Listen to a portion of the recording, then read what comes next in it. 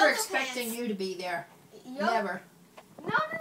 It wasn't her teacher. It wasn't my teacher. It It was a worker. math teacher. No, okay, so we're in there, and these yoga pants are $39.50, and it said 50% off. I was like, how much would this be if it's 50% off?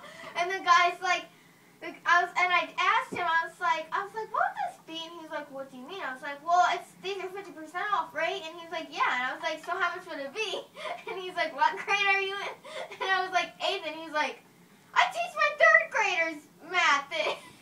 Uh-oh. How do you not figure out what half of $40 is? No, he's like, okay, round it up to 40. What's half of 40? And I was like, 20.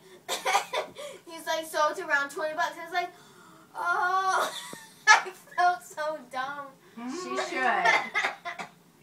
Then we're in the store, and she's trying to calculate, okay, I have this, and she's trying to do the math in her head, and she goes, what's that again? And I'm like, are you freaking kidding me? No, so then we go back into Aeropostale, and he's like, okay, we went there 3 times. The first time we already went, and then the second time he's like, you're back already? I said, yeah, but I know my math this time.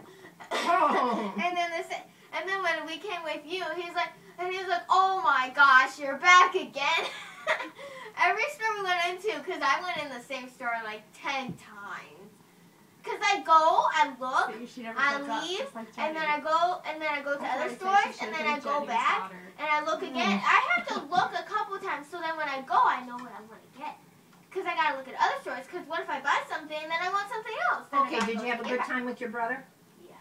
Well, he was no, he